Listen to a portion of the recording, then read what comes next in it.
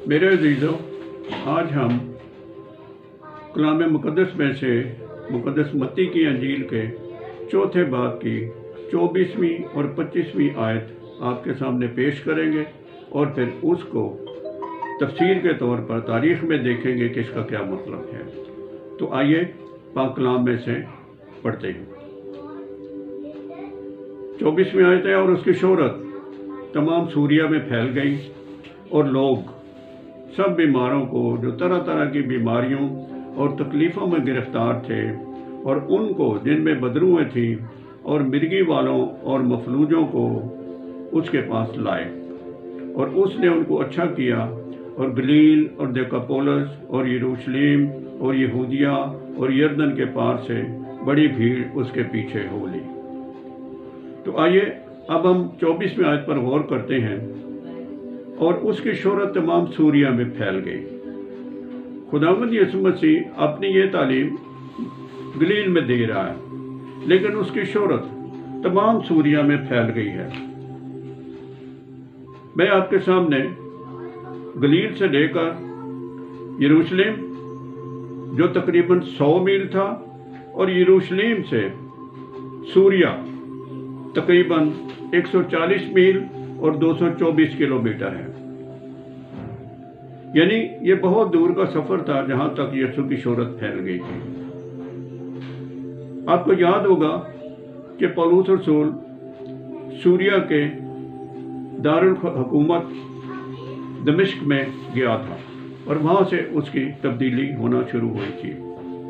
तो दमिश्क सूरिया का दारुल खिलाफा था जो यरूशलेम से 224 किलोमीटर दूर था। तो खुदावंद यीशु मसीह की उसके मोज़ात की जो कि 25 में इसी आयत में बयान किया गया, तमाम सूरिया में फैल गई और लोग सब बीमारों को उसके पास लाए। और 25वीं आयत में और गलील और देकापोलिस और यरूशलेम और यहूदिया और यरदन के पार से बड़ी भीड़ उसके पीछे हो ली। तो इस तरह खुदावंद यीशु मसीह के कुदरत भरे मोज़ात की खबर चार बांगे आलम और ख़ास तौर पर फ़लस्तीन के दूर नज़दीक इलाकों में फैल गई। और इसी तरह खुदावंद यीशु की शोहरत सूरिया में फैल गई। सूरिया को सूरिया भी कहते हैं, सूरिया भी कहते हैं, मुल्क शाम भी कहते हैं, आराम भी कहते हैं और अंग्रेजी में सीरिया कहते हैं। सूरिया के इलाके को आइए थोड़ा सा इस मुल्क के बारे में कुछ तारीखी तौर पर गौर करते हैं। सूरिया के इलाके को सबसे पहले यूनानी मौरख और सियाह हेरोडोटस ने आराम का नाम दिया था, क्योंकि उस इलाके पर आरामी काबज थे।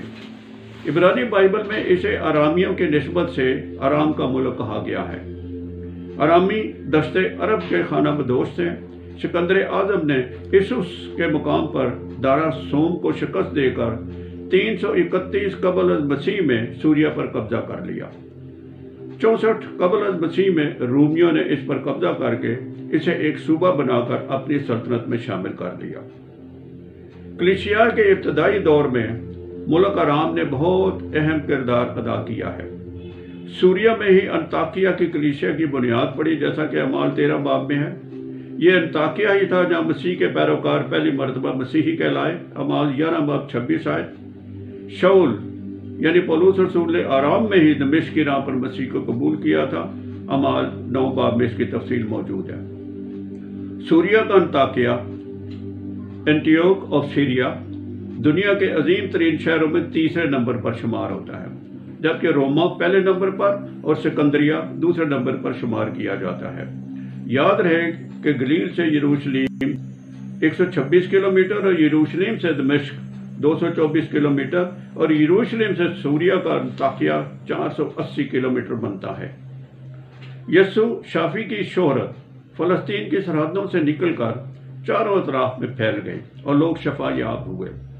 शफा पाने के बाद ये लोग अपने अपने वतन गए और अपनी शफा और शफा दहिंदा के किस्से सुनाए। होते होते शफा की ये खबरें सूरिया के हुकूमती ऐवानों में भी गर्दिश करने लग गई। हमने मत्ती 4:24 में पढ़ा है, और उसकी शोहरत तमाम सूरिया में फैल गई। खुदावंद यीशु की शोहरत के बारे में इब्तदाई सदियों यानी सन 30 मीम से लेकर 350 मीम का मसीह मुर्रख यूसबेउस, जिसे बाबा तवारीख कलीसिया भी कहा जाता है, अपनी मशहूर ज़माना किताब तवारीख कलीसिया के सफ़ा नंबर 70 पर अदीसा और इसके बादशाह अबगर के बारे में उस खत का जिक्र करता है। तो मेरे अजीजों, ये है वो किताब यूसबेउस, जिसे बाबा तवारीख कलीसिया कहते हैं, हिस्ट्री ऑफ द चर्च, जिसने लिखी थी। इसके सफ़ा नंबर 70 पर इस शोहरत की वजह बयान की गई है। अदीसा और इसके बादशाह अबगर के बारे में इस खत का जिक्र करता है सफ़ा नंबर 70 पर। जो अबगर बादशाह, जिसका पूरा नाम था ओशामा अबगर या योहामा अबगर, और जिसका दौरे हुकूमत था 13 मसीही ता 50 मसीही था, खुदावंद यीशु के नाम एक खत लिखकर इस बादशाह ने एक शाही हरकारे को, जिसका नाम अननियास था यानी हननिया था, भेजा, जिसका नफ्स मजमून हस्ब ज़ैल है। मुलाजा कीजिए। शाही मुरासला। अबगर उशामा बादशाह की तरफ से यस्सु नेक नाम मुनज्जी की खिदमत में, जो इन दिनों यरूशलेम में ज़ाहिर हुआ है।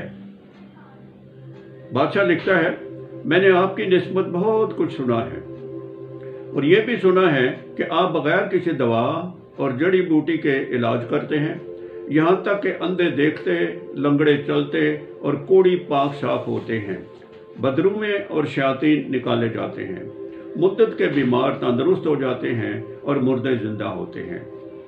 अगर तो ये इतला, जैसा कि मत्ती 11 बाब 5 आयत में और लूका 7 बाब 2 आयत में लिखा है, अगर तो ये इतला दुरुस्त है तो मैं ये बातें सुनकर इस नतीजा पर पहुंचा हूं कि 2 बातें हैं, जिनमें से एक बात यकीनन सच है। नंबर 1, या तो आप खुदा हैं और सब काम करने के लिए आसमान से उतरे हैं। नंबर 2, या आप खुदा के बेटे हैं जो ये सारे काम करते हैं। ये बातें जानकर मैं आपकी खिदमत में तहरीरन दरख्वास्त करता हूँ कि आप मेरे पास तशरीफ़ लाने की तकलीफ़ गुआरा करें, क्योंकि मैं बीमार हूँ, लिहाजा मेरे पास तशरीफ़ लाकर मुझे शफा बख्शें। मैं ये भी अर्ज़ करता चलूँ कि मैं समझता हूँ कि यहूदी आपसे तौहीन आमेज़ सलूक करते हैं, नीज़ आपको कत्ल करने के दरपे हैं। मेरा शहर और सल्तनत अगरचे छोटा है, लेकिन यकीनन हम दोनों के लिए महफूज और इज्जत व एहतराम के लिए मौजू है। नोट, ये खत शाह अबगर ने थोड़े अरसा के बाद उस वक्त लिखा था जब उस पर आसमानी नूर चमका था। ये बात भी काबिल तहसीन है कि खुदावंद यीशु ने इस खत का जवाब उसी हरकारे हननिया के हाथ भेजा, जो नहायत मुख्तसर लेकिन बड़ा मुवस्सर था। खुदावंद यीशु ने यह लिखा, तू मुबारक है जो बगैर देखे ईमान लाया है। मेरी निस्बत ये लिखा ही है कि जो मुझे देखेंगे वो मुझ पर ईमान नहीं लाएंगे, लेकिन जो मुझको नहीं देखेंगे वो ईमान लाएंगे और जिंदा रहेंगे। लेकिन ये जो तुमने लिखा है कि मेरे पास आ जाओ, मैं ये नहीं कर सकता, क्योंकि ज़रूर है कि मैं उन सब बातों को पूरा करूं जिनके सबब मैं यहाँ भेजा गया हूँ। जब मैं ये सब कुछ पूरा कर चुकूंगा तो उसके पास वापस जाऊंगा जिसने मुझे भेजा है। लेकिन जब मैं ऊपर चढ़ाया जाऊंगा तो मैं अपने एक रसूल को तेरे पास भेजूंगा जो तुझको शफा देगा, तब तू अपने साथियों समेत जिंदगी हासिल करेगा। नोट, इन खतूत के साथ सुरयानी ज़बान में यह बयान भी है यूसबेउस के मुताबिक कि मसीह खुदावंद के आसमान पर उठाए जाने के बाद यहूदा को, जिसे तोमा भी कहा जाता है, उसने एक शख्स बनाम थेओडेसियस को अबगर बादशाह के पास भेजा जो उन 70 में से था। थेओडेसियस को तिद्दी, अद्दी रसूल थादेसियस भी कहा गया है। मुकद्दस थोमा ने रूह की हदायत से तद्दी को अदीसा भेजा, जिसने ना सिर्फ बादशाह अबगर को शफा बख्शी बल्कि तमाम बादशाहत में मसीहत की खुशखबरी की नवीद भी सुना दी। अबगर को शफा बख्शी और इस तरह उसके सारे मुल्क में मसीहत फैल गई। यूसबेउस अपनी किताब के सफ़ा नंबर 69 यानी 69 पर मजीद लिखता है कि जब अबगर बादशाह शफा पा गया तो मुकद्दस तद्दी को सोने चांदी के कीमती नजराने भी पेश किए गए, लेकिन रसूल ने यह कहकर साफ इनकार कर दिया کہ ہم اپنا سب کچھ گھر بار پیچھے چھوڑ آئے ہیں، تو پھر ہم کیسے یہ نذرانے قبول کر سکتے ہیں؟ ان وجوہات کی بنا پر ادیسہ کو شام کا ایتھنز بھی کہا جاتا ہے۔ میں تھوڑی سی وضاحت بھی کر دوں۔ مورخ یوسبیوس اپنی کتاب تواریخ کلیسیا کے صفحہ نمبر 66 پر یوں لکھتا ہے کہ اس خط کا تحریری ثبوت جو میں مہیا کر رہا ہوں، یہ جو خطوط لکھے گئے ہیں، وہ میں نے بادشاہ ابگر کے ادیسہ کے کتب خانہ یعنی ریکارڈ آفس سے حاصل کیا ہے۔ ادیسہ جو اس دور میں اس سلطنت کا شاہی پایہ تخت تھا، اس دور کی تمام ابتدائی تاریخ اور اہم واقعات اس شاہی ریکارڈ میں محفوظ ہیں۔ خداوند آپ کو کلام سننے کی توفیق بخشے اور آپ سب کو بہت بڑی برکت دے۔ آمین۔